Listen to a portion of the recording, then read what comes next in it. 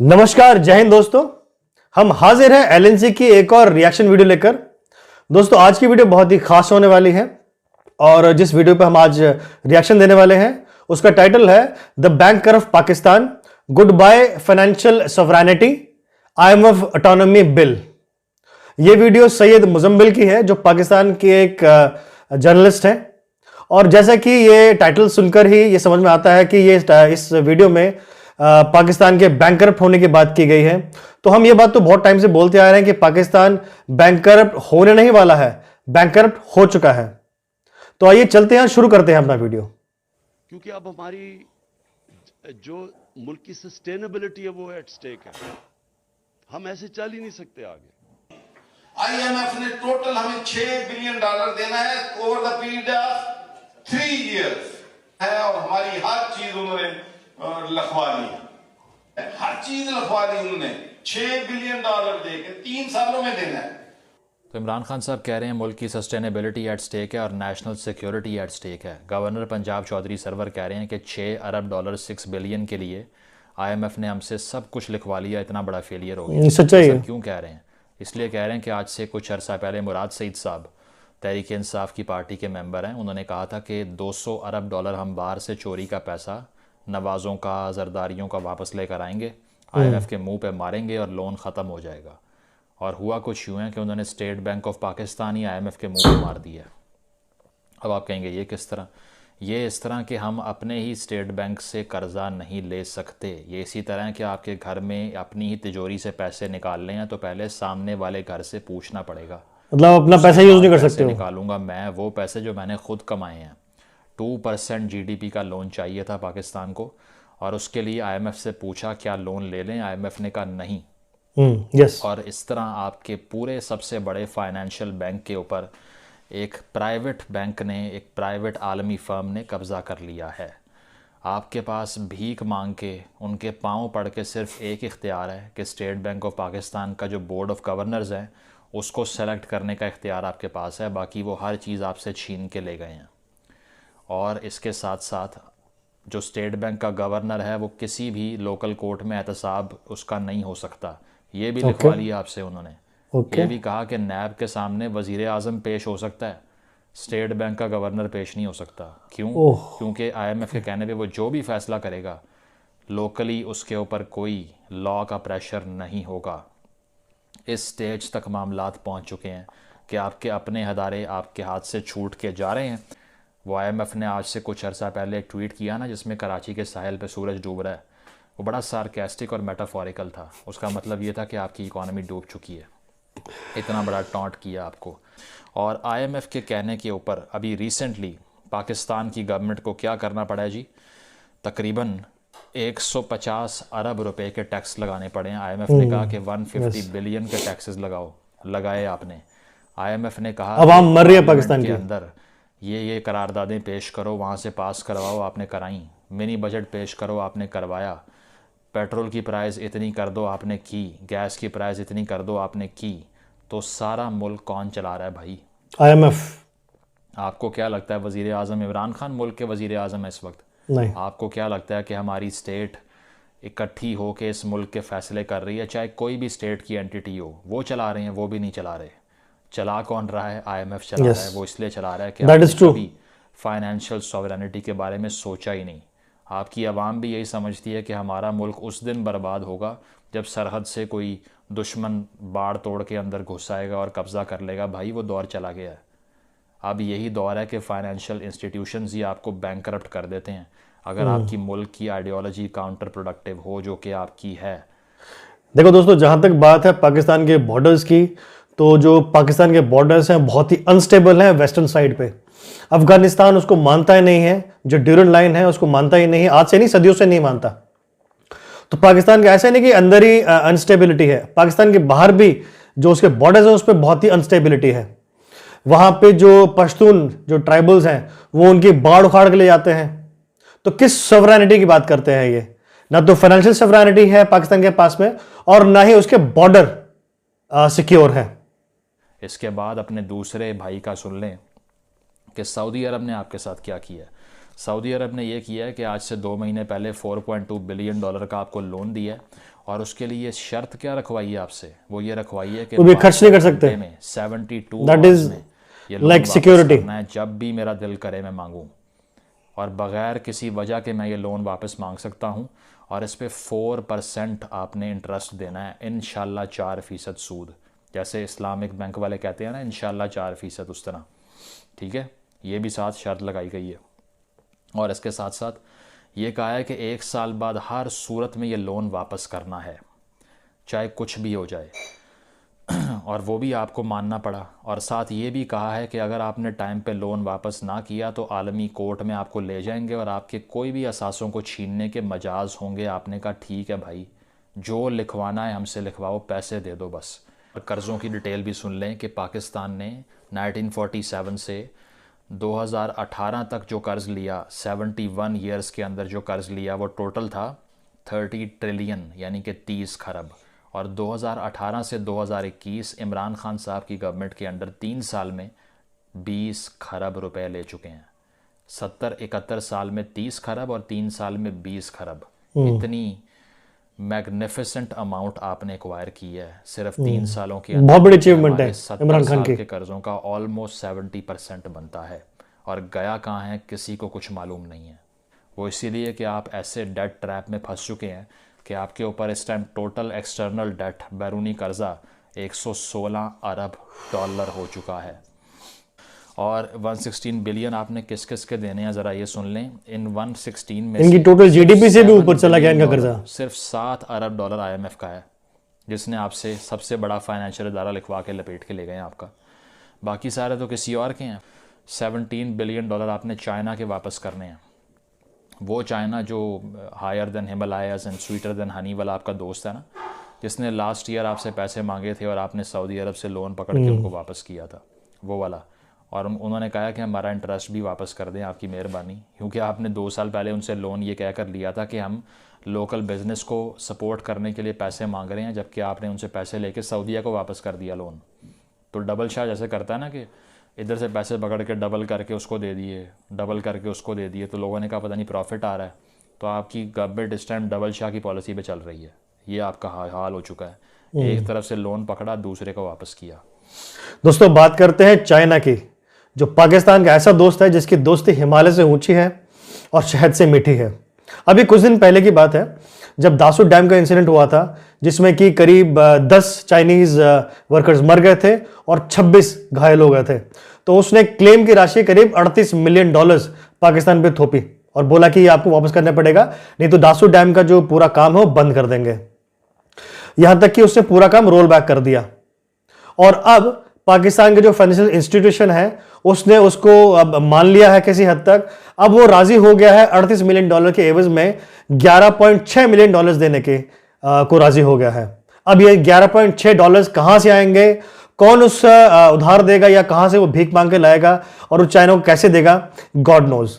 तो पाकिस्तान के अंदर जो अनस्टेबिलिटी है इकोनॉमिकली वो बहुत ज्यादा बढ़ चुकी है।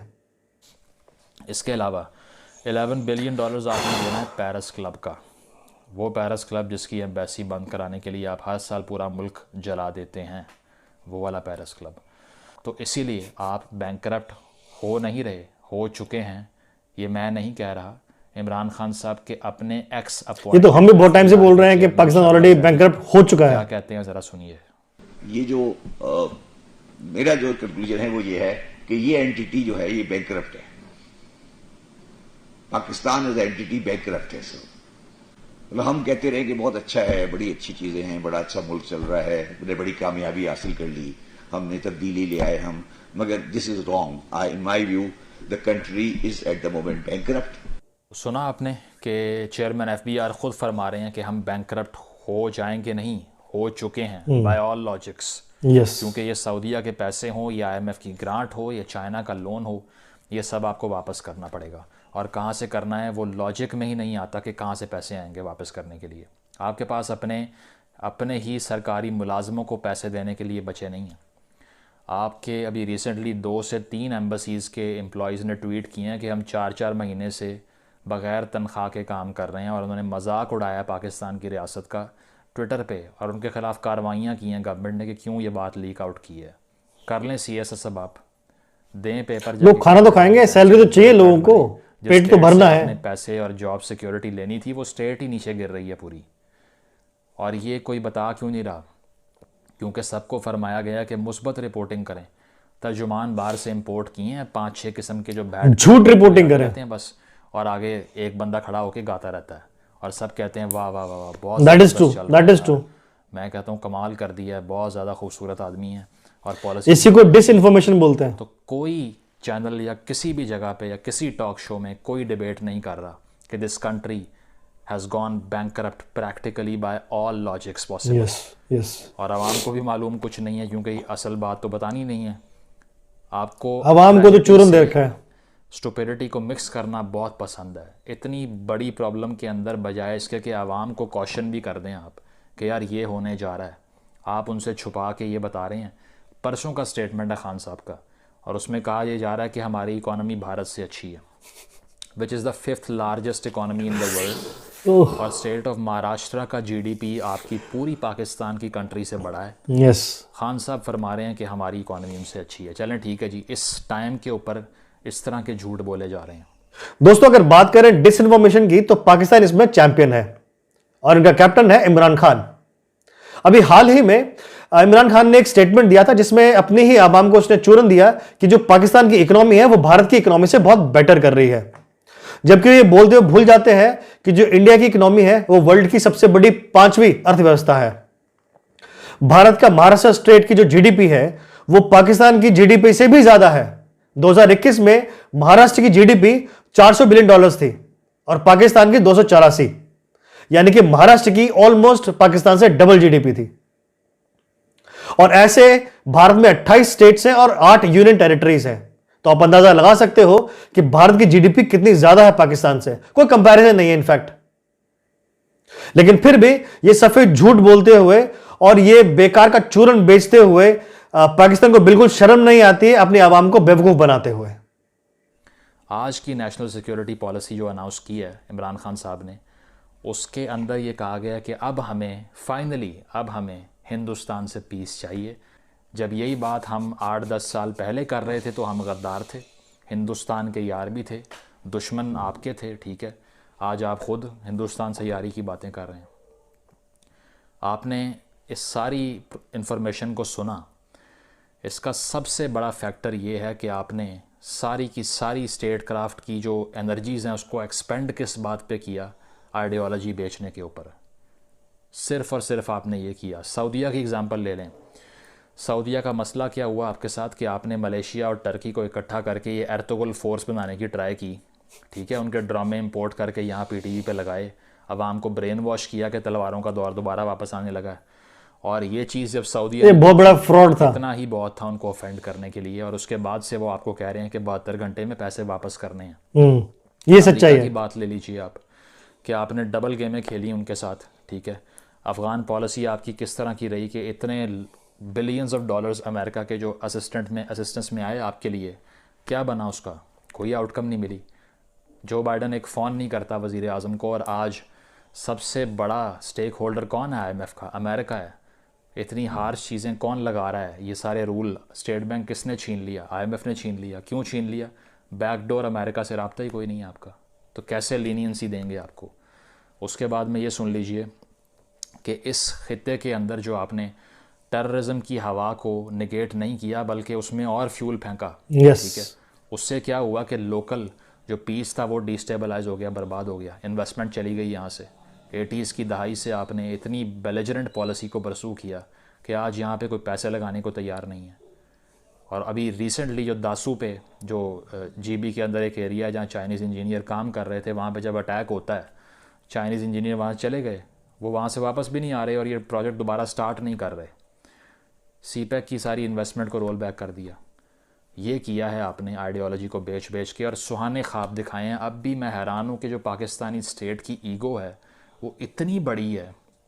बात ऐसे करते हैं कि मगरिबी कल्चर के ख़िलाफ़ हम बनाएंगे, हम मगरिबी कल्चर को तबाह कर देंगे और हम अपना फैमिली सिस्टम क्रिएट करेंगे, अपनी मॉरल वैल्यूज़ लेकर आएंगे। You are the begging bowl of the world for now. You are literally begging from any corner possible in this entire planet. जहाँ से एक रुपया मिल रहा है वो छीन रहे हो। और एंड पे कहते हो कि हमारी ईगो इतनी बड़ी है कि हम बताएंगे दुनिया के फ़ैसले कैसे होंगे। अपनी ईगो को कम करना पड़ेगा, क्योंकि आपके हाथ से मामलात निकल चुके हैं।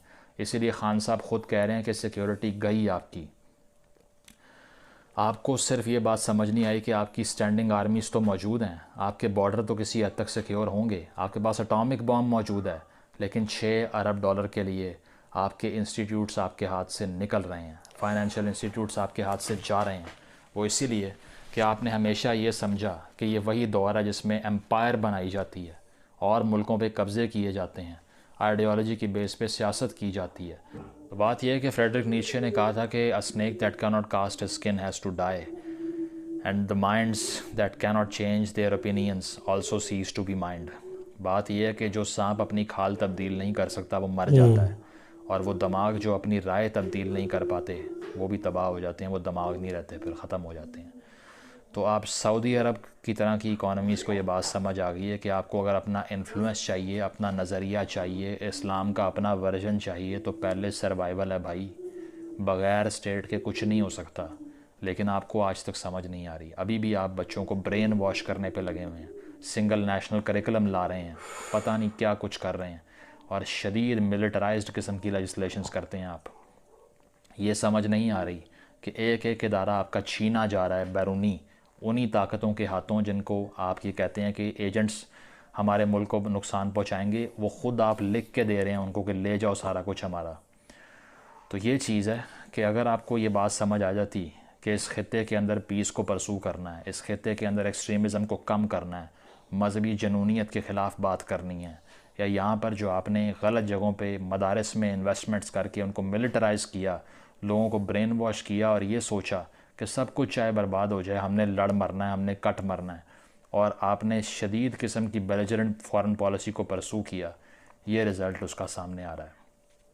तो अब बात यह है कि जब तक आप ये बात मानेंगे नहीं कि आपकी ये फॉरेन पॉलिसी का हॉरिबल कोलैप्स है और आपने इस हाइब्रिड रजीम को जब से इंस्टॉल किया है तो ये बिल्कुल परफॉर्म नहीं कर पाई, तब तक कोई वे फॉरवर्ड नहीं है। और जब तक वही बात है कि अपने माइंड को, इस सोसाइटी को लिबरलाइज नहीं करेंगे, या इंसानों का मुआशरा तश्कील नहीं देंगे, या कोई इन्वेस्टमेंट नहीं आएगी। जब तक यहाँ हाथ मजबूत करेंगे उनके जिनके हाथ में बंदूकें हैं और जो लड़ रहे हैं, मार रहे हैं, तब तक यहाँ पे फियर का रूल रहेगा, और तब तक यहाँ पे कोई भी तरक्की के इशारे सामने नहीं आ सकते। दोस्तों, ये जो वीडियो है इसको देखने के बाद में कंक्लूजन यही निकलता है कि पाकिस्तान की आवाम को फैक्ट्स समझना चाहिए, सच्चाई से मुंह नहीं मोड़ना चाहिए, और हिस्ट्री को जो डिस्टॉर्ट करा गया है पाकिस्तान में, वो सच्ची हिस्ट्री पढ़नी चाहिए और समझनी चाहिए, उससे मुंह नहीं फेरना चाहिए। क्योंकि जब तक आप सच्चाई का सामना नहीं करोगे तब तक पाकिस्तान इस क्राइसिस की सिचुएशन से बाहर नहीं निकल सकता। आज तक सिर्फ जो सरकार आई है पाकिस्तान में, वो अपने फायदे के लिए पाकिस्तान की आवाम को यूज करते रहे हैं। देखो, अगर आप आतंक को पालोगे, पोसोगे, तो आपको एक दिन वो डसेगा, आपको ही वो नुकसान करेगा, और जो आज ये खामियाजा पाकिस्तान भुगत रहा है। जैसे हिलरी क्लिंटन ने बोला था कि अगर आप अपने बैकयार्ड में सांप पालोगे तो एक दिन आपको वो डसेगा ही डसेगा। तो पाकिस्तान अंदर से बहुत स्टेबल है और उसके बॉर्डर्स भी बहुत अनस्टेबल है। पाकिस्तान आज के लिए दुनिया का सिर्फ एक आई वुड से एक भिखारी देश बन चुका है, एक बर्डन बन चुका है, जिसको जरूरी है कि पाकिस्तान की आवाम समझे और ऐसे नेता लेकर आए जो पाकिस्तान के लिए काम करे। और आवाम जब तक खुद अपने ऊपर रिस्पॉन्सिबिलिटी नहीं लेगी, ये आवाम को बेवकूफ बनाते रहेंगे, अपना चूरन बेचते रहेंगे, और पाकिस्तान की आवाम ऐसे ही बेवकूफ बनती रहेगी। तरक्की के नाम पर नया पाकिस्तान, रियासत मदीना का चूरन वापस आता रहेगा। कश्मीर एक ऐसा वुंड है पाकिस्तान के लिए जो उसने खुद ही अपना कब्र खोदी है, क्योंकि अगर ये सॉल्व हो जाए तो पाकिस्तान के लिए और कोई दिक्कत रहेगी नहीं। इतनी बड़ी जो आर्मी पाल रखी है पाकिस्तान ने, वो सिर्फ कश्मीर के चूरन के ऊपर ही पाल रखी है। और आगे 1000 साल भी, जिस तरह भुट्टो ने बोला था कि हम 1000 साल घास खाएंगे और फिर भी हम हिंदुस्तान से लड़ेंगे, तो घास किसने खाई? घास तो आवाम ने खाई ना। किसी भी बड़े सियासतदान का कोई बेटा जिहाद लड़ने गया? नहीं गया। मरती है आवाम। ये सियासतदान बड़े पेट वाले, बड़ी बड़ी मूछें रखने वाले बिस्तर बांधेंगे, अपना पैसा इकट्ठा करेंगे और निकल जाएंगे। मरेगी कौन? आवाम। तो इन बड़े पेट वालों से बचो और अपने फैक्ट्स पे, अपने हिस्ट्री पे बिलीव करो और सच्चाई का सामना करो। तो दोस्तों इस वीडियो में इतना ही। हमें अपने सजेशंस कमेंट के जरिए प्लीज जरूर लिखें। अगर आपने हमारा चैनल अभी तक सब्सक्राइब नहीं किया है तो कृपया कर लें और बेल का आइकन जरूर प्रेस करें ताकि हमारी वीडियो की नोटिफिकेशन आपको टाइम टाइम पे मिलते रहें और हमारी वीडियो आपसे मिस ना हो जाए। Thank you for watching our video. जय हिंद, जय भारत।